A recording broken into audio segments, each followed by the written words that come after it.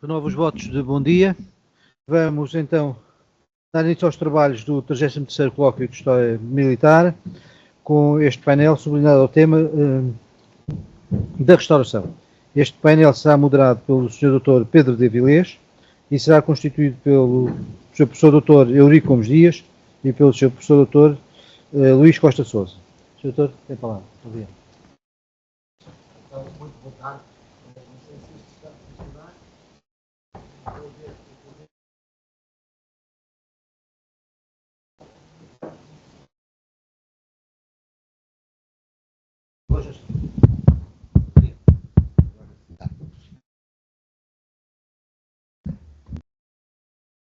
Então, muito bom dia, bem-vindos a esta sessão. Agradeço esta assistência, tudo de qualidade, talvez não numerosa, mas de grande qualidade, pelas várias pessoas que estou vendo aqui presentes. Vamos ter primeira, portanto, aqui a comunicação do Sr. Eurico Gomes Dias, não é militar, não é? Portanto, é o seu diretor. Sim. É o Sr. Dr. Eurico Gomes Dias, que nos vai falar sobre a restauração e sobre, portanto, este período com o qual com o qual começamos a nossa sessão. Quero falar, se talvez sentar ali, não é para poder acesso a...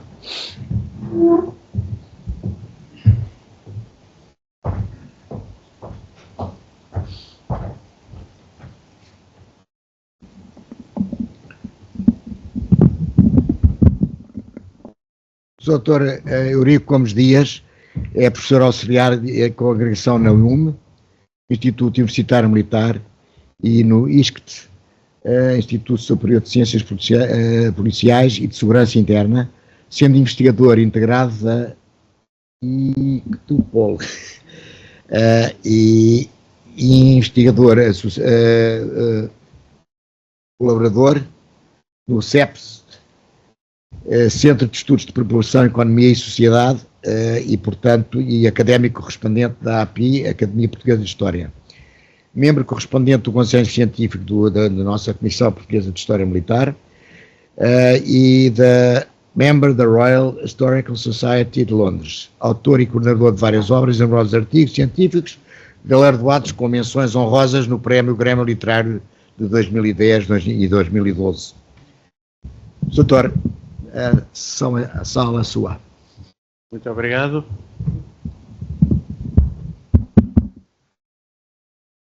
Ora, antes de mais nada, um bom dia a todos. Começo por cumprimentar o Sr.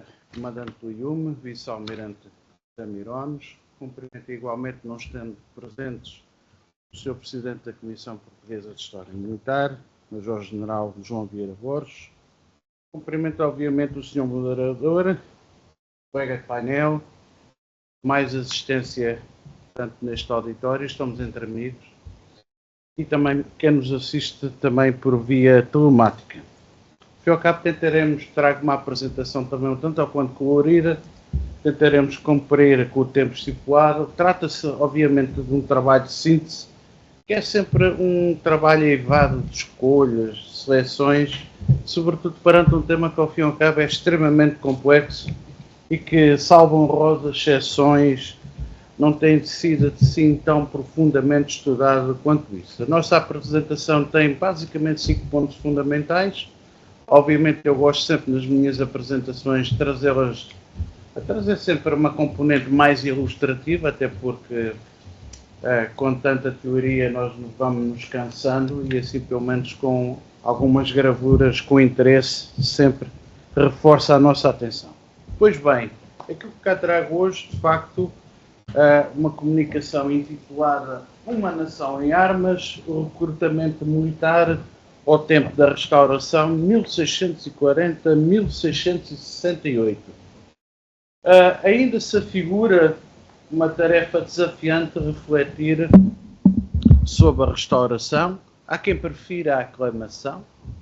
Pessoalmente, sou mais a favor da restauração, embora a aclamação também seja um termo cronológico bastante aceito. é uma época que, ao fim e ao cabo, bastante emudecida em termos historiográficos e também literários.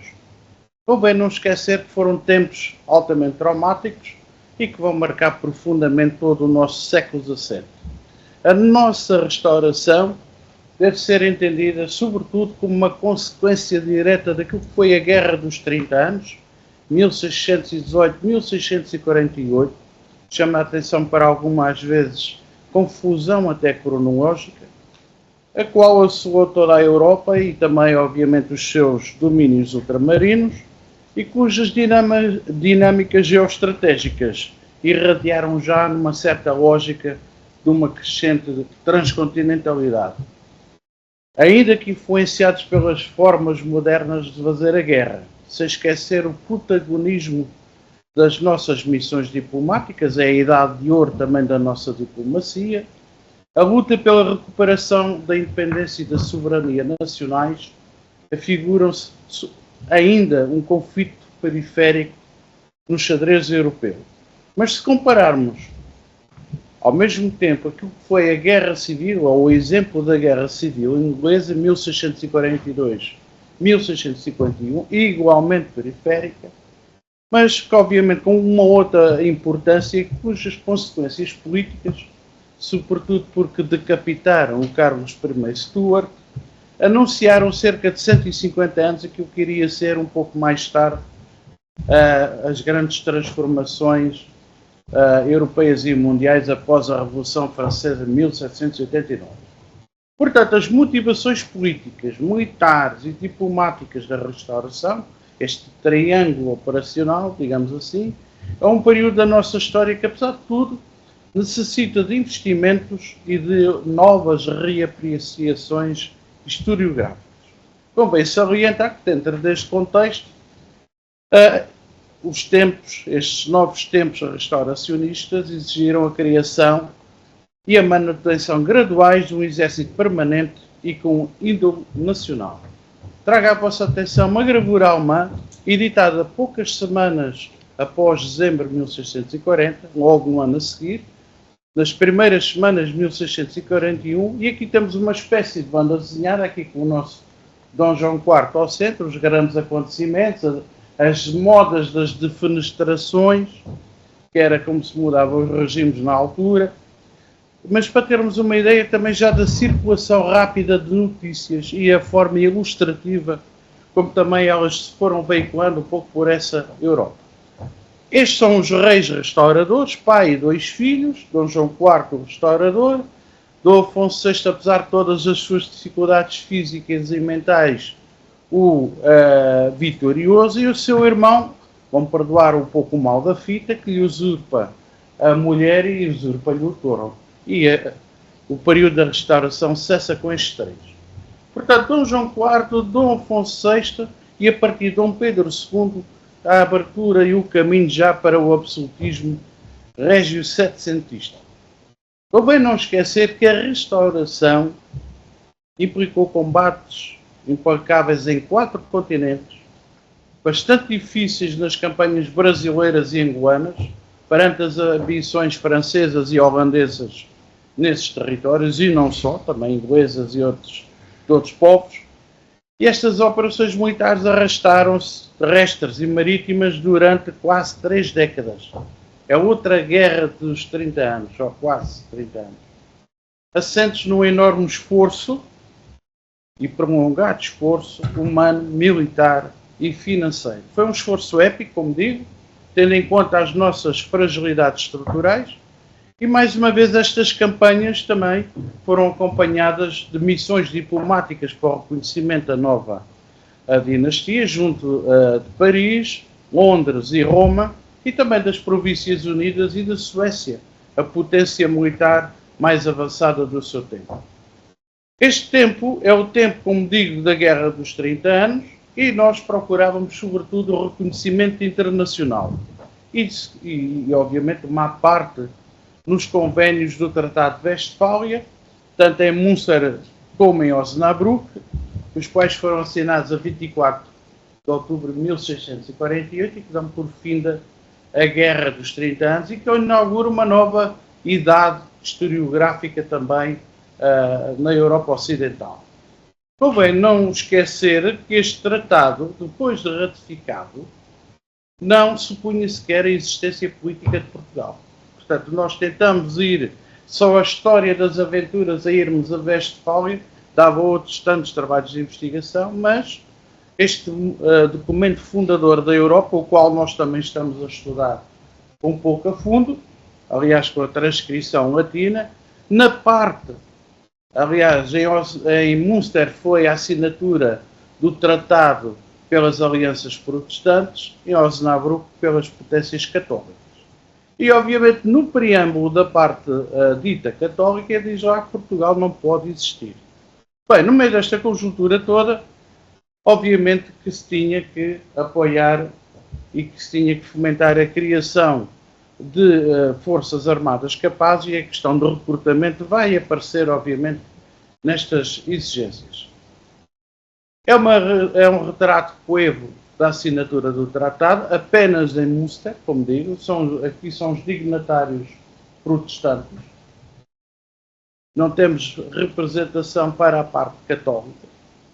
E para termos uma ideia do que foi esta Guerra dos 30 anos, que eu costumo chamar a Guerra da Confusão, que desde Lisboa a Moscovo era um conflito quase total, e obviamente incidir aqui no centro da Europa, sobretudo no território alemão, tendo em conta que só no território alemão tínhamos mais de 300 Estados que mudavam de fidelidades e de alianças políticas de um dia para o outro, não é? Mas esta guerra, e sobretudo este tratado, vai marcar indelevelmente a história da Europa.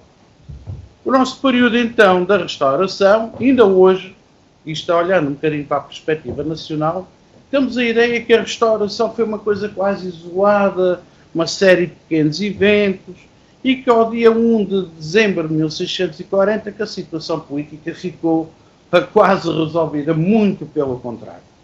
E obviamente esta convicção não deixa de ser também uma espécie de uma certa omissão cultural. Também revela, obviamente, uma postura historiográfica defendida desde há muito, e ainda hoje os seus propósitos um tanto ou quanto ambíguos.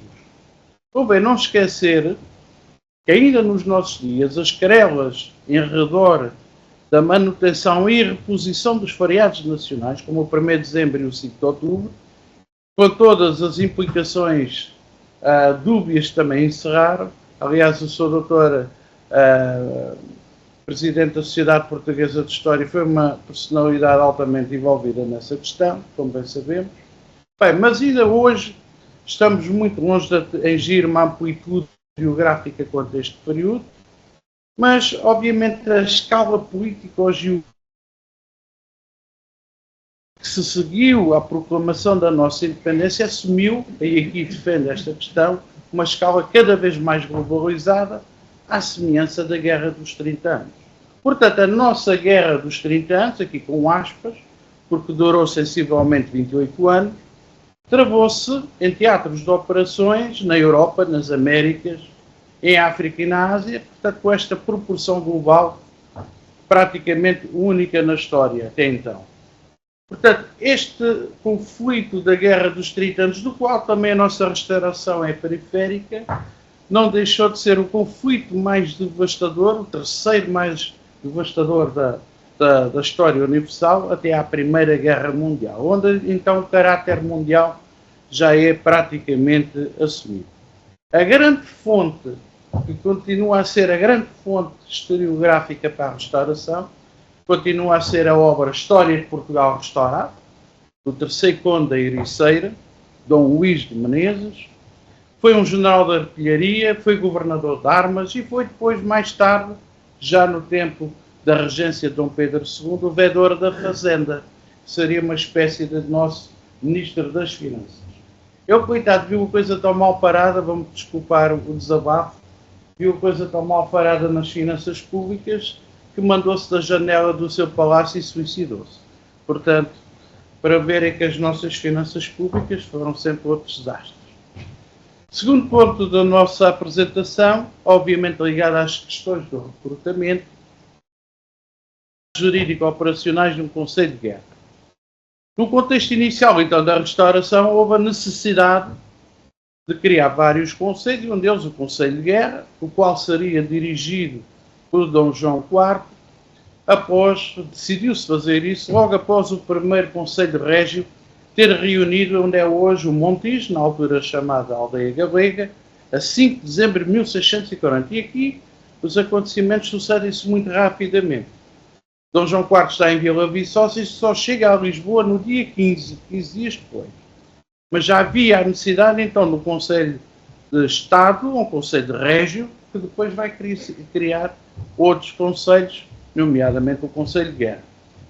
Era um órgão de Estado comparável a um tribunal de primeira instância, o qual há de ter o seu regimento só 3 anos mais tarde publicado, a 22 de dezembro de 1643, mas este Conselho de Guerra foi muito mais do que um mero conselho, porque competiu-lhe criar e organizar um exército de cariz nacional. Este Conselho foi responsável pela nomeação do oficialato, do aprumo e prontidão das fortificações, a direção das oficinas e fundições de armas e munições, orientar as operações táticas gerais, além da aplicabilidade da justiça e disciplinas militares. O Conselho de Guerra, então, seria estabelecido logo no dia 11 de dezembro.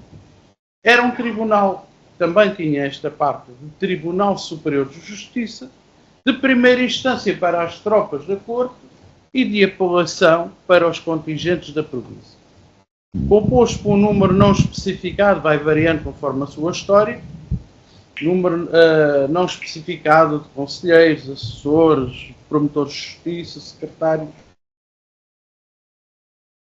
alguma força funcional até à de Estado dos negócios estrangeiros e da guerra, em 1736, ao tempo de Dom João V, vai ter a sua ação muito constrangida e vai durar, pelo menos com funções consultivas, até à Convenção de Évora-Monte, em 1834.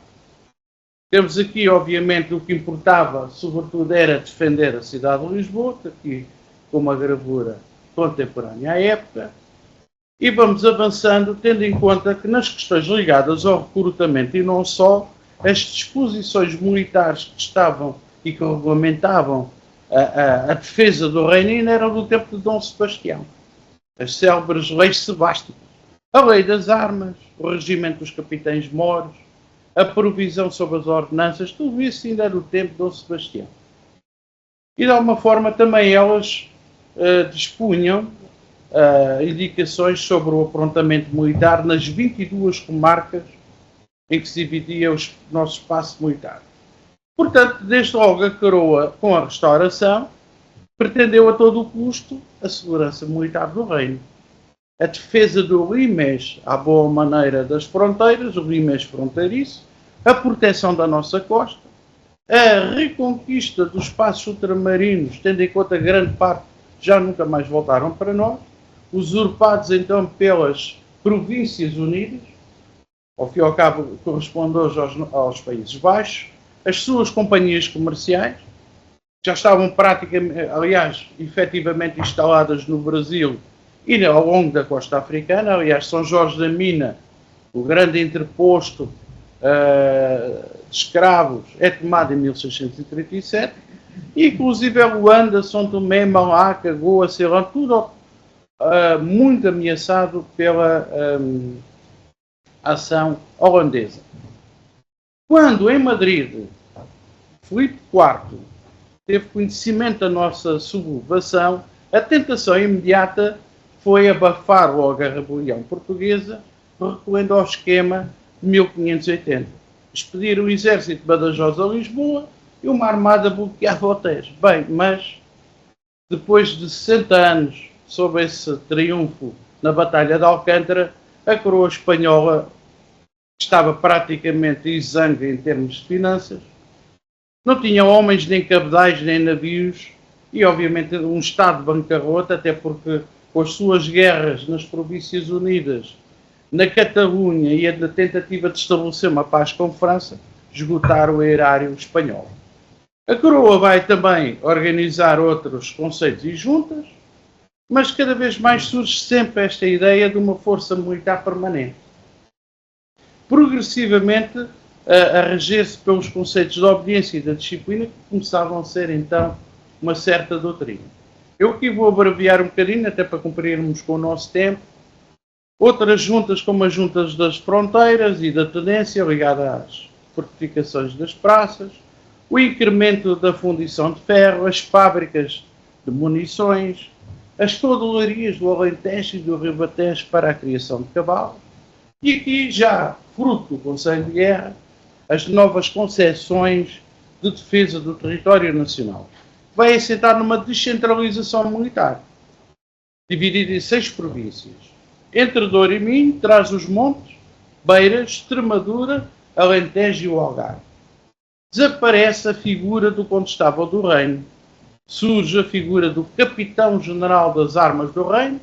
Os fronteiros moros vinham desde os tempos da medievalidade substituídos pelos governadores de armas, que são os comandantes operacionais das províncias. Mas esta renovação, esta sustentabilidade hierárquica foi sempre bastante incongruente e contraditória, porque estávamos numa época de grandes debates, não só no campo militar, mas também, sobretudo, no campo político. Portanto, as obediências mudavam um pouco ao sabor das marés. Contudo, a iniciativa bélica foi nossa. Foi disfuncional, pois foi, mas pertenceu a Dom João IV, que, pressionado pelos aliados franceses, tentava algumas operações de pequena monta em 1643 e 46, sobretudo para ter um crédito militar que lhe permitisse apresentar-se à mesa das negociações em Westfália. Bem, as nossas embaixadas em Westfália chegaram ao ponto de assassinarem nossos ministros plenipotenciários, esconderem o corpo, depois não devolviam o corpo. Bem, não conseguimos sentar-nos em Westfália. Para termos também uma ideia visual também daquilo que foi a restauração, aqui uma figura onde surge a organização em piques, os terços de piqueiros, na Batalha de Montes Claros. Vamos avançando um pouco mais. Questão do Conselho de Guerra e, sobretudo, quem o fez. Ou melhor, quem regiu ou mandou redigir o seu primeiro regimento. O mestre de campo-general João Mendes de Vasconcelos, que, apesar de tudo, segue uma tradição hispânica no modo de fazer as coisas. Este regimento, do qual eu trago aqui pelo menos uma imagem visual, tem, no seu capítulo 18, a primeira referência impressa àquilo que foi a primeira referência à ideia de um exército nacional. Mas este exército, também o nosso, exigia altos cabedais que não existiam. As dificuldades no aquartelamento, pagamento, fornecimento de alimentação aos combatentes, o equipamento, a falta de fardamento, tudo isso eram impedimentos à manutenção de uma efetiva capacidade militar. Uma das grandes conclusões, e isso é próprio de toda a história do recrutamento, é que o serviço militar não era, nem nunca foi, uma premissa popular. Nem todos os homens se sentiam inclinados a servir como soldados pagos, sobretudo se vinham de zonas afastadas do cenário de guerra. Não era de bom grado que saía do pé das famílias para ir para zonas de perigo e onde podiam esperar, se calhar, uma morte certa. Pagamentos estiveram sempre sujeitos a contrariedades. E à medida que o conflito se arrastou ao longo de 28 anos, a questão financeira foi sempre um problema, sobretudo que se agrava a partir da entrada em funções de Dom Afonso VI. E que a partir da década de 1660-61 começa o conflito peninsular, resolvida a questão da Catalunha e com a paz dos Pirineus, aumenta de intensidade. E sobretudo porque o conflito torna a aumentar de intensidade, mas também porque cada vez há mais efetivos estrangeiros e mercenários disponíveis. Temos aqui o brasão de armas de quem mandou regir o primeiro regimento. Temos então aqui o dito regimento, que é um dos primeiros diplomas legais desta época, para não dizer o primeiro, que também fala sobre recrutamento. E aqui temos no capítulo 18 no capítulo 18, a ideia do exército, pela primeira vez de forma impressa. Vamos avançando um pouco mais para cumprir os nossos pontos fundamentais. O palco principal dos combates foi o Alentejo, mas as nossas raias, o Entredouro, o Minho, os Trás-os-Montes e as Beiras, onde se assistiram sempre a operações irregulares, não obstante os grandes embates, as grandes batalhas que marcaram este período. E não nos podemos esquecer de Montijo, das Linhas de Elvas, do Ameixal, Castelo Rodrigo e, finalmente, a batalha que tudo resolve, obviamente, em 1665, a 17 de junho, em Montes Claros. Obviamente que as exigências da defesa militar impunham um recrutamento militar quase sempre coercivo e apenas historiograficamente voluntário, contrariando a ideia de uma mobilização nacional em larga escala. Alguma historiografia afirma esta ideia da nação em armas, que automaticamente toda a nação se predispôs a defender a pátria. Obviamente isso não foi bem assim. Mas, contudo, este recrutamento, que abrangeu uma vasta franja da população portuguesa, os homens válidos entre os 15, 16 e os 40 e 60 anos. Portanto, conforme as épocas, também as suas idades limite também se alteram. E também as suas condições sociais, para isentá-los ou não do serviço militar. E então ficam aqui algumas perguntas que hoje não estão bem elucidadas. Afinal de contas, qual o protagonismo do combatente seiscentista? Quais as representações acerca do combatente, desde o simples soldado ao topo do oficialato? Quais os seus contextos socioeconómicos, políticos e mentais vividos entre os militares? Quais os motivos para o empenhamento na guerra, tendo em conta as suas raízes? Como se integraram no aparelho militar ou adquiriram experiência de combate? Como compreender a complexidade de uma hierarquia que se começa a formar e a sua interação com o combatente? Tudo questões que importa também responder. Trago uma obra, ou pelo menos o frontispício de uma obra, que ao fim e ao cabo representa toda esta dinâmica do recrutamento, como eu dizia há pouco, também assente na tradição hispânica, e que obviamente o recrutamento nesta época, para quem não está tão inteirado destes termos, eram as chamadas levas de gente. E as levas de gente de guerra. Aqui uma obra que foi fundamental também para o recrutamento entre nós, e que era assinada por Dom Diego Henriques de Villegas, editada em Madrid em 1647. A guerra, tal como qualquer época da história militar, foi uma guerra, pelo menos esta guerra da restauração e a sua condição, esta guerra obviamente que interrompia os ritmos cotidianos e sazonais das populações. Ou seja, o grosso da coluna tinha que abandonar, ou pelo menos fora do tempo das lavouras, das sementeiras, das colheitas, de tratar dos gados, mas também o comércio local, tudo isso foi afetado pelos recrutamentos militares. Doutor, lembro que... Sim, vou avançando um bocadinho mais, e então aqui vou-me isentar também já de alguma pafarnália mais descritiva.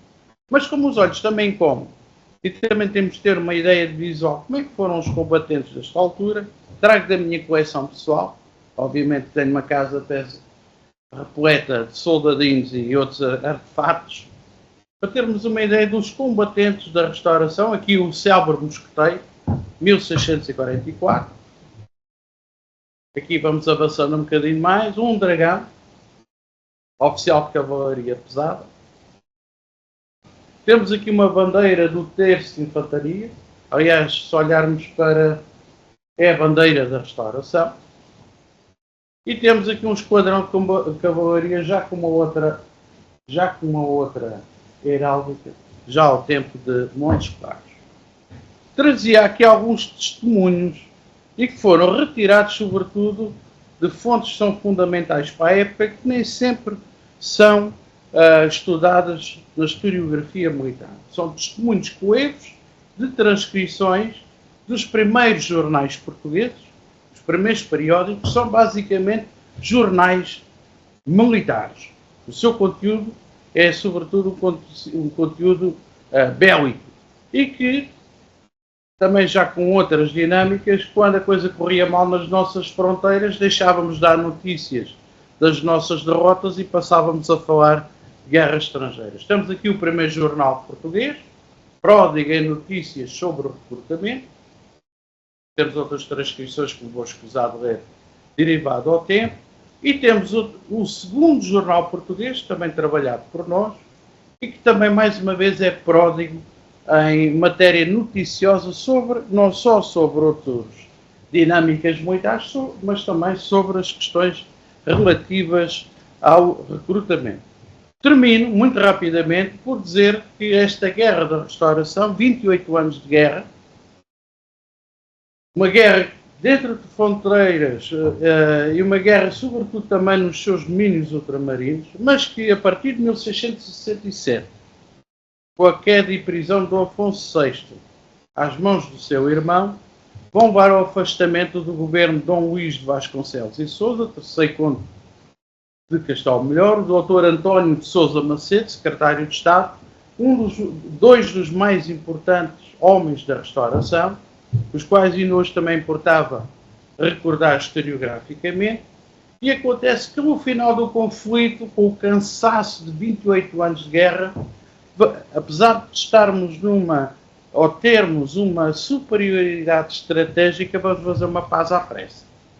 Uma paz muito pouco aproveitada do ponto de vista estratégico, a 13 de fevereiro de 1668, um tratado de paz, vão perdoar um bocadinho a graça, entre dois indivíduos, coitados, com problemas físicos e não só, Carlos II, rei católico, filho de Filipe IV, nosso Dom Afonso VI e, obviamente, mediado por Carlos II Stuart, rei de Inglaterra. Um trabalho que nós próprios também estamos a terminar do ponto de vista do aparato crítico e com isto dou por terminada a minha apresentação. Espero que tenham gostado. Muito obrigado. Muito obrigado.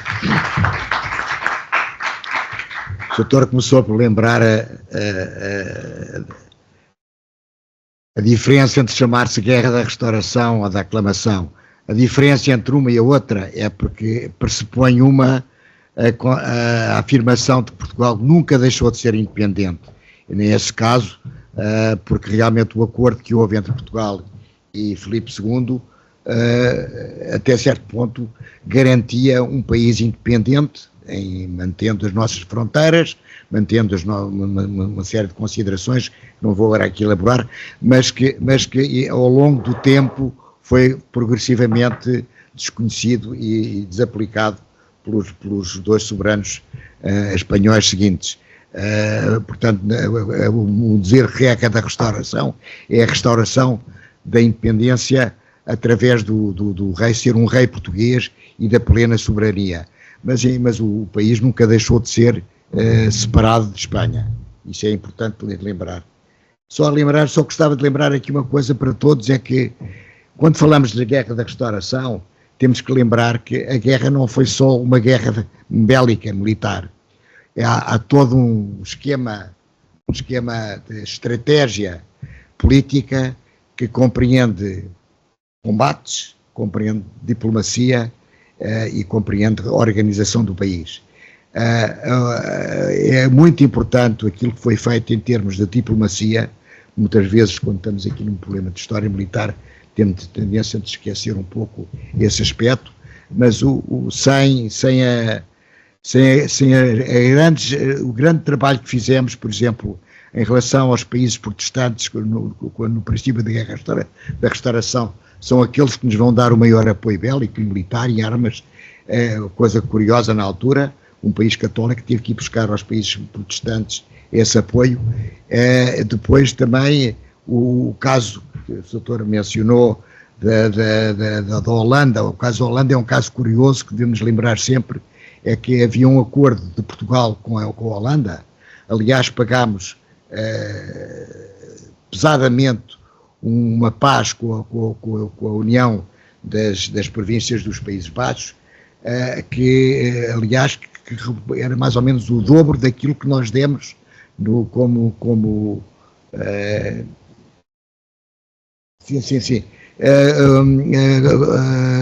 O que era o dobro daquilo que foi feito com o casamento da Catarina de Bragança com o rei de Espanha, rei da Inglaterra, que nos permitiu um apoio político e militar que ajudou a nossa sucesso da guerra.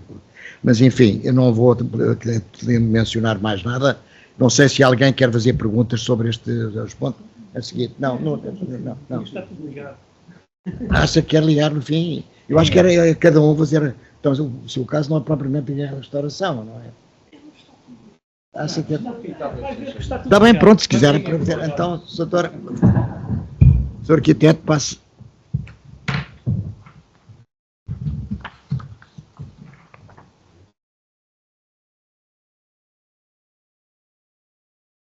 O Sr. Arquiteto Luís Costa e Sousa tem um PhD, um doutoramento em História dos Descobrimentos e Expansão, é investigador integrado do Centro de Humanidades e membro fundador da Associação Ibérica de História Militar, é membro correspondente da Comissão Portuguesa de História Militar e da Academia da Marinha.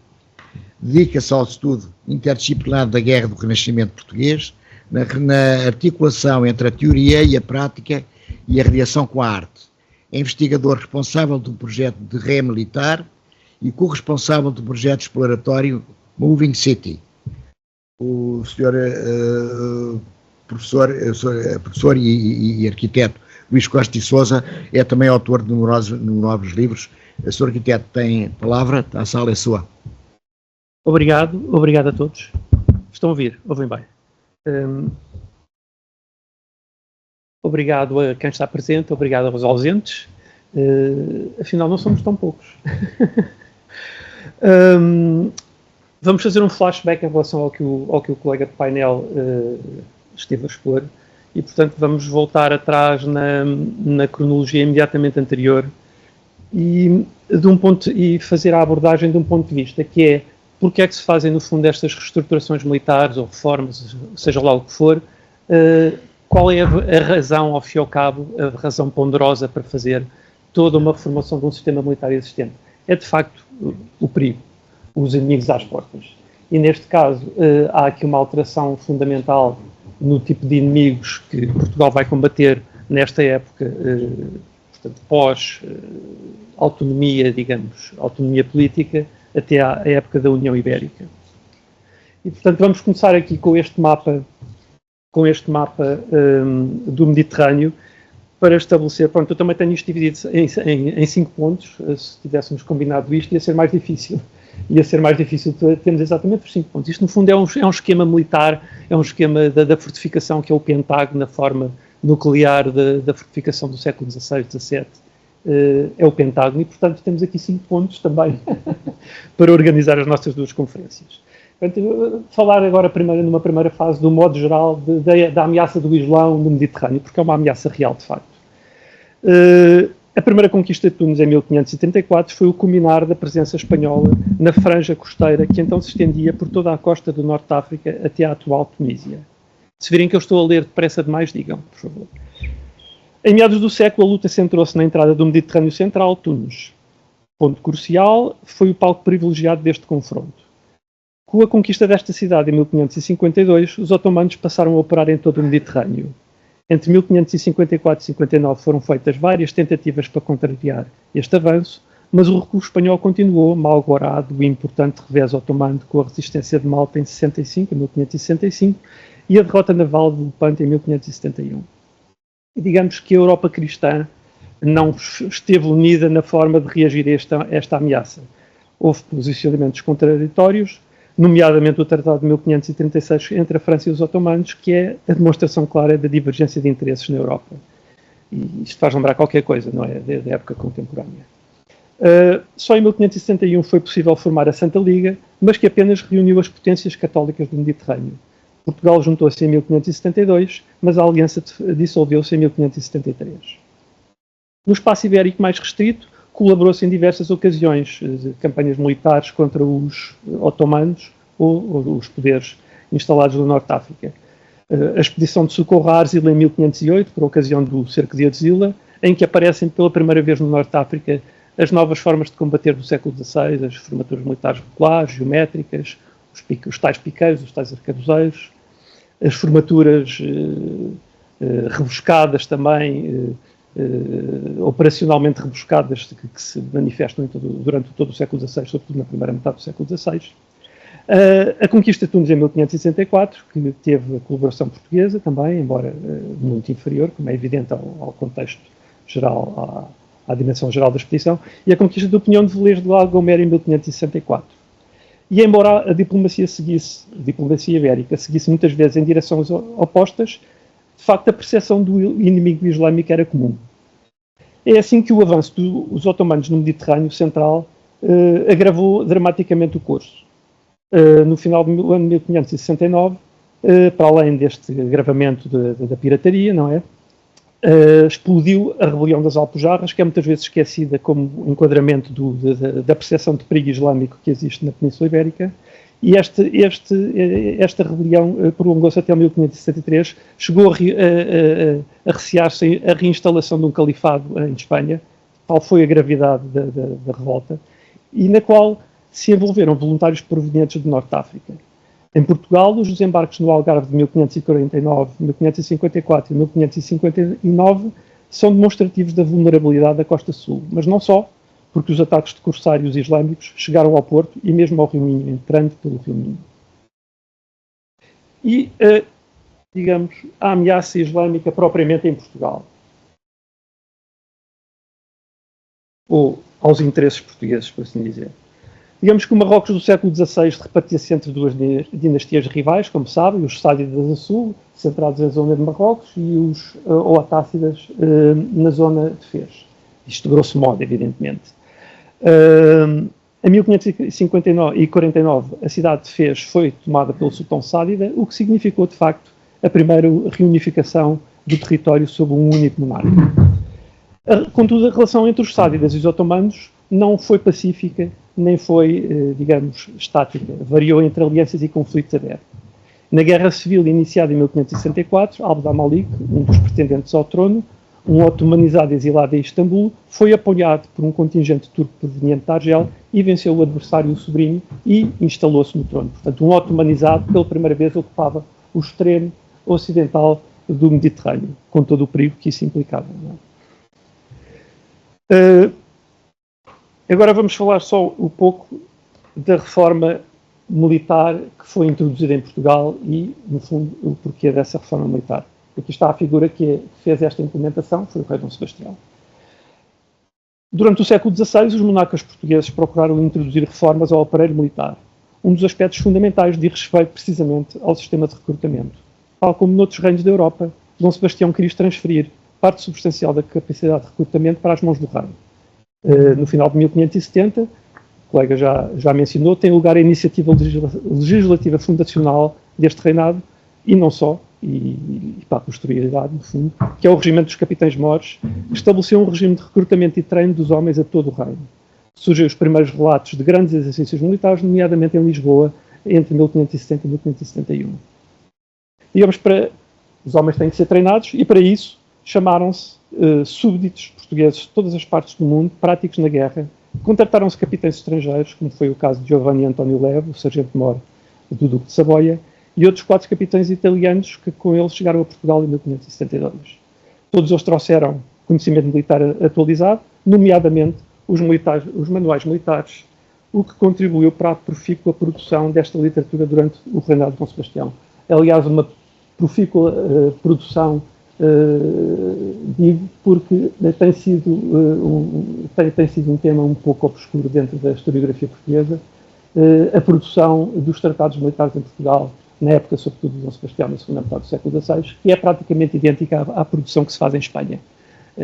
Só para termos uma noção, Espanha é a grande potência militar do século XVI, como todos sabem, e em Portugal produziu-se, embora na versão manuscrita, praticamente tantos tratados como se produziram em Espanha. E aqui está, por exemplo, um dos tratados importantes que há algum tempo tivemos a oportunidade de publicar juntamente com vários colegas de um estudo, que é um dos tratados fundacionais, agora falamos do que é fundacional em termos da escrita de ré militar e sobre a coisa da guerra do século XVI, que surgem, no fundo, em 1521, dois grandes tratados, o de Maquiavel, A Arte da Guerra, e este tratado, o discurso do... Não é o discurso, o tratado do Giovanni, Batista della Valle, que são aqueles que vão definir a forma de publicar o padrão do que é o tratado do século XVI. Eu estava a dizer que este era o tratado de Valdau, este é o discurso do Giovanni António Levi, portanto é um tratado militar que ele traz para Portugal com toda a certeza em 1562, eventualmente será publicado em 1563, mas perdeu-se rastro. E ali temos o primeiro tratado militar português impresso, publicado em Portugal, que é o do Isidoro de Almeida, 1563.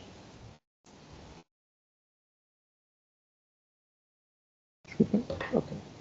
E, portanto, produzida a legislação, disseminadas as práticas de guerra, verificou-se como corria a respectiva execução. Em 1563 teve lugar uma viagem de inspeção ao Alentejo e ao Algarve, o local recorrente de recrutamento para a África. O rei visitou nessa viagem 43 povoações nas quais foram inspecionadas cerca de 20 mil soldados. Isto só no Alentejo e no Algarve. Portanto, estão registados os números de soldados, os números de companhias, são cerca de 100 companhias. Portanto, digamos que há um êxito manifesto de todo o processo de implementação da reforma militar, nomeadamente no que diz respeito ao recrutamento e ao próprio treino dos soldados.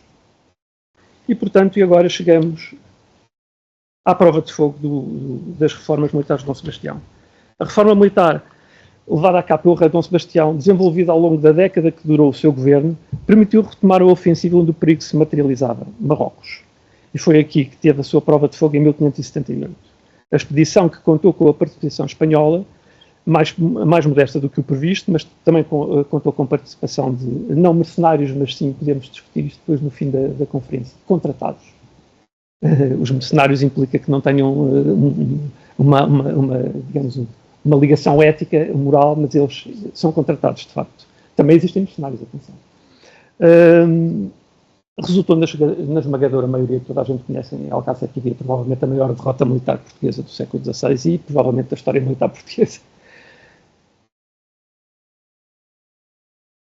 Desaparecido Dom Sebastião, a crise sucessória trouxe a guerra para o território de Portugal e aqui estamos a alterar agora a parte operacional, digamos assim, a parte da ameaça, de onde surge a ameaça. E apesar das perdas avassaladoras em Marrocos, a rapidez da mobilização e a audácia em oferecer uma batalha campal contra os tércios do Duque de Alba, praticamente invencíveis na época, dão crédito a todo o processo de reforma implementado pelo desejado Dom Sebastião. E agora entramos na próxima parte, e é a defesa da nova fronteira. Antes de ser fronteira, seria a fronteira do Corso, vá lá, por assim dizer, tínhamos a fronteira terrestre segura. Agora existe uma nova fronteira ibérica com a União Ibérica, depois de Portugal, junto à coroa espanhola. E só por curiosidade, este é o estandarte, pronto, digamos que é como é que eu ia te explicar? O motivo geral do crucifixo de Cristo pregado na cruz é um motivo iconográfico, iconológico, que aparece numa série de estandartes em campanhas militares tão diversas como a do Lepanto, de 1571, a de Alcácer Quibir, de 1578, e na Batalha de Vila Franca do Campo, na Batalha Naval, que também está o crucifixo num dos estandartes do navio almirante espanhol. A união das duas coroas trouxe para Portugal a realidade de um território de fronteira, agora não só ao sul, mas por todo o território. A mobilização de forças militares iria irromper no cotidiano das populações. E apesar das ordenanças de Dom Sebastião terem sido suspensas depois das Cortes de Tomar, com exceção do Algarve, onde a ameaça de facto era mais premente pelo Corso, foi este o sistema que deu resposta aos desafios que se seguiram. E aqui, felizmente, em relação à documentação, começamos a ter um manancial de documentos fantástico que não temos para a época de Dom Sebastião, ou pelo menos estão dispersos e não conseguimos ter acesso. São as listas de guarnições, os livros de mostras, que estão muito bem documentados para a época da União Ibérica. E, digamos, quais são os desafios que vão surgindo. O ano de 1586 é decretada a proibição do comércio com a Inglaterra e, ao mesmo tempo, que se prepara a Grande Armada para invadir a ilha. Em Lisboa concentram-se os meios e, em 1587, portanto, no ano seguinte, Drake, o Francis Drake, depois da sua bem-sucedida expedição a Cádiz, saqueou Sagres e tentou o assalto a Cascais. O ano 1589, portanto, 3 anos depois da Invencível Armada, do desfecho de Invencível Armada, nova incursão dos ingleses, 150 embarcações, comandadas pelo Conde de Essex e Drake, outra vez, com a presença agora do Dom António, vencido mas não convencido, continua a tentar recuperar o trono, que depois de desembarcar em Peniche, uma força militar substancial, cerca de 12 mil homens, cercaram Lisboa e houve várias ações de cerca bastante interessantes em termos militares. Ano 1596, outro grande alarme, a nova frota inglesa comandada pelo Duque de Essex preparava-se para levantar ferro e a bordo tinha morrido o Dom António, seguia Cristóvão de Portugal, filho de Dom António, e os preparativos para a defesa de Lisboa envolveram um novo esforço de recrutamento. Desta vez o desembarque não se concretizou. Digamos que em todas estas ocasiões a defesa de Lisboa foi confiada em primeiro lugar às tropas espanholas. Reinava a confiança, como manifestamente, que aliás já guarneciam, como se vê aqui, as principais fortificações que defendiam o acesso à capital. E apesar dos portugueses desempenharem um papel secundário, levantaram-se forças substanciais recorrendo precisamente às tais ordenanças. Em 1589, 20 mil homens distribuídos por 4 terços, os mesmos de ordenanças que foram para Alcácer-Quibir. Em 1596, fizeram-se desta vez 7 terços, embora com efetivo inferior para cada um. Entretanto, as formas de combater e de organizar as unidades militares vão se alterando para o fim do século, e só levantados na zona de Lisboa e seu termo. Em todo o caso, embora 7 terços número superior, mas em termos de efetivos é mais ou menos a mesma coisa, anda tudo à volta de 10 mil, 15 mil homens, portanto só para a região de Lisboa, só à conta das ordenanças sebásticas.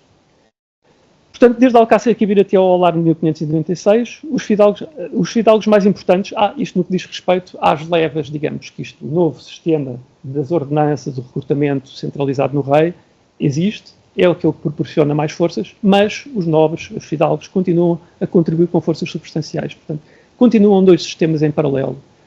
A mobilização tradicional dos fidalgos, a mobilização moderna, digamos assim, através das ordenanças promovidas pelo próprio rei. Uns são dezenas, digamos assim, eventualmente centenas de homens, os outros são milhares. E só para termos uma noção, por exemplo, estes são os terços levantados todos para o alarme de 1596. Toda a zona, e, para além disso, as companhias soltas, normalmente são as companhias soltas que são os efetivos levantados pelos fidalgos. Nomeadamente ali está o Luís de Lencastre, um dos fidalgos que levantou tropas, aqui está ele, comandador da Ordem da Viz, portanto filho de outro Dom Luís de Lencastre. Digamos que as sucessivas incursões dos ingleses colocaram Portugal e a zona de Lisboa em particular sob ameaça. Tornou-se necessário contar com outras forças militares, para além das guarnições espanholas dos presídios portugueses, devolver aos portugueses a defesa do seu próprio reino, portanto. Mas também envolvê-los nos projetos militares espanhóis, fundamental para a coroa ibérica. No rescaldo das 3 armadas destinadas a invadir a Inglaterra, muitas vezes esquecendo que foram 3 e não apenas a de 88, a de 96 e a de 97, foi publicado o decreto que retomou o levantamento das companhias em Portugal nos termos da lei de 1570. Em 1632 foi publicada a Ordenança Real, que depois de várias atualizações assumiu forma definitiva em 1536, dando assim corpo legislativo ao exército comum preconizado pelo valido Filipe IV, o conde duque de Olivares. A reativação das ordenanças sebásticas, ainda as ordenanças sebásticas, que continuam até praticamente a Guerra da Restauração, para as tropas de segunda linha, não é? Torna-se parte de um quadro mais amplo, criar uma unidade permanente preenchida com efetivos levantados em Portugal. Uma unidade permanente, de facto, destinada à defesa da região de Lisboa. Este terço de Lisboa replicava a organização de 1588 para a Armada de 1588, com 15 companhias das 19 existentes nas guarnições dos presídios portugueses, portanto, fundamentalmente com soldados espanhóis. Os soldados portugueses, que se designa por bisonhos, em espanhol, bisonhos em português, completariam estas fileiras. O facto de as ordenanças sebásticas replicarem a organização militar espanhola, portanto, o Dom Sebastião já tinha introduzido o modus operandi dos espanhóis em Portugal, na época do seu reinado, facilitou a integração das companhias de soldados portugueses nas estruturas espanholas. A reativação da lei de 1570 perseguia ainda outro objetivo, ou melhor, um destino, a Flandres. A existência de companhias de soldados portugueses na Flandres, neste teatro de operações, está documentada, aliás. Em 1615 foram levantadas 42 companhias na região de Lisboa, com destino a este teatro de operações, e a partir de 1620, acentuada a pressão sobre o recrutamento em Portugal com vista ao seu emprego na Europa, seguiu para este local, para a Flandres, agora já um terço português, constituído por 16 companhias de soldados portugueses. Em 1621, por ordem de Filipe III, foi organizado o terço da Armada, nomeado para mestre de campo Dom Francisco de Almeida. Em 1624 foram enviados o terço da Armada e o terço velho de Portugal, como parte da expedição para a reconquista de Salvador da Bahia. E em 1631, o agora designado terço da Armada Real, portanto, mudou-se aqui ligeiramente a designação, foi enviado para socorrer o Pernambuco, no Brasil, portanto. Em 1638 iniciaram-se os preparativos para enviar nova armada a este local, ao Brasil, portanto, e recorreu-se novamente à mobilização do Terço Velho e de outros que se terá levantado com recurso às ordenanças. E agora estamos mesmo no fim da União Ibérica. E está. Certo. Peço desculpa. Já era para ter passado.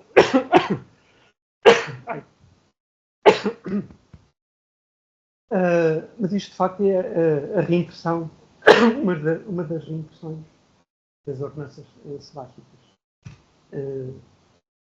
Da época da restauração. Não é isto que eu queria mostrar. O que eu queria mostrar é a última resenha que se faz em Lisboa, o último grande alarde.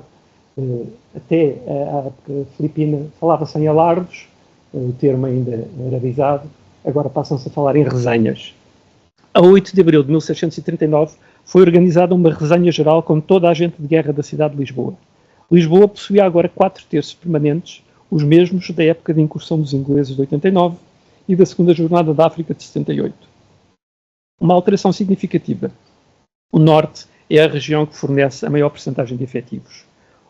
Digamos que o Algarve e Lisboa evidenciam alguma estabilidade, mas aquelas que eram as zonas de recrutamento por excelência para as operações exteriores a Portugal, que era o Algarve e o Alentejo, passam a segundo plano, digamos assim. E em conclusão, para fechar, o recrutamento encontra-se preso nas malhas da tradição dos seus usos e costumes antigos. Um cronista da Batalha de Alcácer Quibir escreveu: o rei tinha por tanta excelência introduzir em Portugal novos modos da milícia, sem considerar os grandes prejuízos que sempre procederam da mudança dos seus usos e costumes antigos. Portanto, o sistema vigente, os tais usos e costumes antigos, vão cumprindo com as necessidades no que respeita ao recrutamento e mobilização de efetivos. Permite atingir os mínimos imprescindíveis. A época da monarquia dual descolou deste molde na continuação da reforma de Dom Sebastião, cuja marca d'água consistiu precisamente no cunho italo-espanhol, no cunho militar italo-espanhol. E depois do desastre de Alcácer Quibir, as reformas sebásticas ganham um novo objetivo com a monarquia dual. Já não se trata de combater o turco, mas agora defender Portugal, a nova fronteira contra os inimigos da coroa ibérica. E no final da União Ibérica, esta ortodoxia parece estar minimamente implantada, ou poderá dizer-se definitivamente implantada. Muito obrigado. Muito obrigado pela presença de todos e sobretudo aqui por nós dois. Muito obrigado.